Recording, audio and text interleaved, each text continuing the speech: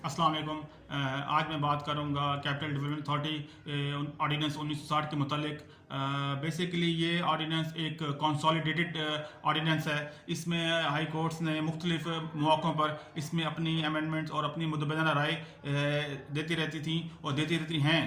Even के जितनी भी साइड प्लान हैं वो सीडी की अप्रूवल और कोर्ट्स की मुशावरत से तय बातें हैं। बरकैफ ये अपना सीडीए का अपना कानून है और उस पर इम्प्लीमेंट करती है। अब इसमें बेसिकली अगर सीडी की फंक्शन की बात मतलब मैं बताऊं तो बेसिकली उनका हेल्थ और गार्बेज और इनके एजुकेशन और ये रोडों के से जो कचरा वगैरह उठाना है, बेसिकली ये इनकी बेसिक रिस्पॉन्सिबिलिटी हैं।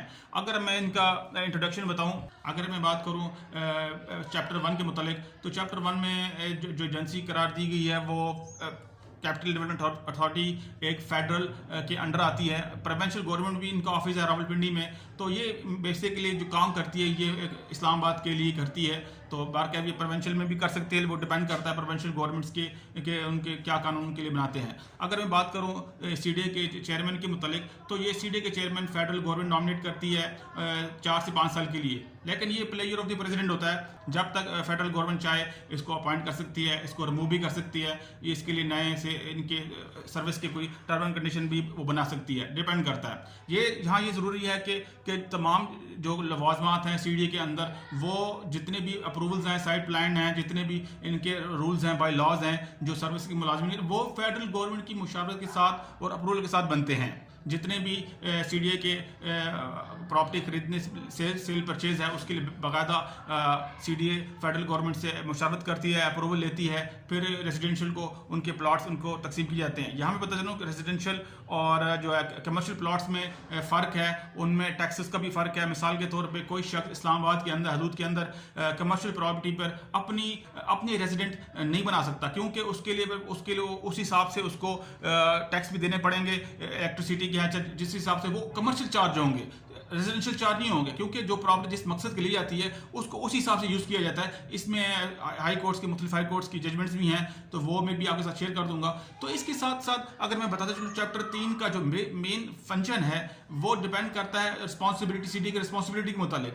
सीडी का एक मेन ऑफिस, हेड ऑफिस जो इस्लामाबाद में है, एक सब ऑर्डिनेट ऑफिस इसका रावलपिंडी में है। सीडीए का जो साइट प्लान है वो उसकी वेबसाइट पे मौजूद है। कोई भी सीडीए की या कोई भी सोसाइटी इस्लामाबाद में अगर सेल परचेज का कारोबार करती है तो लाजमी तौर पर वो सीडीए से अप्रूवल लेती है। बगैर एनओसी के कोई भी अथॉरिटी, कोई भी सोसाइटी इस्लामाबाद में अपना प्रोग्राम शुरू नहीं कर सकती, ना उस पर वो डेवलपमेंट कर सकती है जब तक कि एनओसी ना हो। इसकी एनओसी की मुख्तलिफ सोसाइटियों की वेबसाइट पे अवेलेबल है। अवाम उन्नास के लिए ज़रूरी है कि जब भी वो सोसाइटी में खासकर ज़मीन लें वो लाजमी तौर पर मुतलका इलाके, मिसाल इस्लामाबाद में है तो इस्लामाबाद से वो अप्रूवल हासिल करें सीडीए से। सीडीए एक स्टैचुरी बॉडी है, इसका बाकायदा कानून पास हुआ है पार्लियामेंट से, और जो सर्विस मुलाजमीन हैं उनको रेगुलेशन, उनका 1992 का रेगुलेशन है, वो उनकी उस हिसाब से उनकी सर्विस वगैरह देखी जाती हैं। जहाँ तक बात करूँ सीडीए के मजीद फंक्शनों के मुतालिक, तो वो ये है कि सीडीए के इस्लामाबाद के सेक्टर में जितने भी सेक्टर हैं इसके, वो उस सेक्टर में एक मार्केट का एक जाल बिछाया हुआ है। जो भी अपनी वहाँ कोई शॉप खरीदना चाहता है वो बाकायदा दरख्वास्त देता है सीडीए को और उस हिसाब से उसको अप्रूवल मिलती है।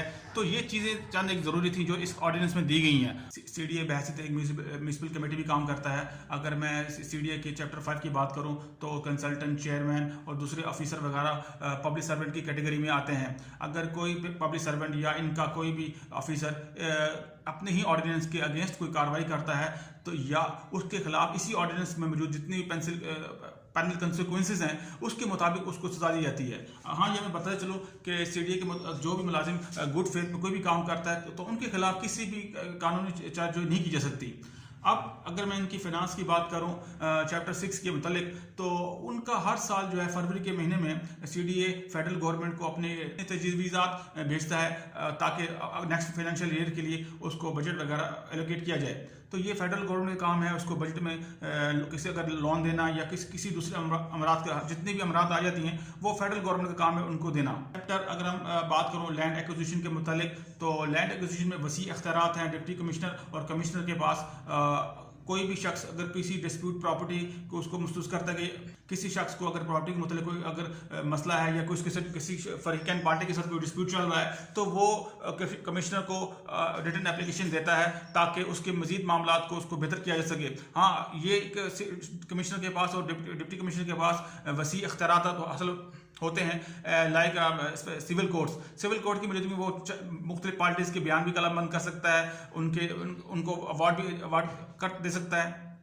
तो इस तरह दूसरे भी अवामिल जाते हैं जो डीसी के पास इख्तियारात हासिल हैं। हाँ, किसी कब्जे को छुड़वाने के लिए डीसी लोकल पुलिस की मदद से काबिज़ीन से कब्जे को छुड़वा सकता है और मुतल्लिका शख्स को दादर से भी मुहैया कर सकता है। ये तमाम अख्तियारात डिप्टी कमिश्नर और कमिश्नर को हासिल होते हैं जो वक्तन वो मुख्तलिफ अपने काम की अंजामदही के लिए इस्तेमाल करता रहता है। दूसरी जानिब अगर मैं बात करूँ मिनिस्टर के अलाट कोटे का, तो इसमें ऑर्डिनेंस में दिया गया है कि मिनिस्टर जो CDA का है या जो भी मिनिस्टर गवर्नमेंट फेडरल में तैनात करती है हाउसिंग मिनिस्ट्री के लिए, तो वो अपना एक स्पेशल कोटा है, तो चाहे तो किसी को भी वो अपना मकान वगैरह या किसी भी प्लाट वो अनायत कर सकता है। इसी तरह इसमें प्राइम मिनिस्टर का भी कोटा रखा गया है, तो प्राइम मिनिस्टर अपनी स्वाबदीद पर किसी शख्स को या किसी मुलाजिम को या किसी अपने रिलेटिव को भी कोटे में से कोई प्लाट ग्रांट कर सकता है। लेकिन डिपेंड अपॉन सर्कमस्टांसिस और कंडीशन देखी जाएगी कि प्राइम मिनिस्टर के पास इस सिलसिले में स्वाबदीदी इख्तियारात हैं। तो लेकिन यहाँ एक चीज़ बताते चलूँ कि जो भी इस पे किसी को एतराज़ है तो इख्तलाफ आते हैं थ्रू प्रॉपर चैनल जाएगा। पहला फॉर्म CDA की कमेटी का है या डिप्टी कमिश्नर का है, तो यहाँ से होते हुए फिर वो कोर्ट में जाएगा। यहाँ में पता चलो जितने भी कानूनी चार्जोई है या उनके मुलाजिमीन के सिलसिले में है या किसी डिस्प्यूटेड प्रॉपर्टी के सिलसिले में है, तो वो हाई कोर्ट से रिव्यू करते हैं डिप्टी कमिश्नर के ऑर्डर के अगेंस्ट। अगर मैं पैनल कॉन्सिक्वेंसेस की बात करूँ तो जो भी इस CDA किसी भी शिक को वायलेट करेगा तो उसके लिए कम से कम 6 महीने या जुर्माने की सजा का तयन रखा गया है CDA के ऑर्डिनेंस में। तो ये थी मेरी आज की वीडियो, उम्मीद करता हूँ आपको पसंद आएगी। खुदा हाफिज़।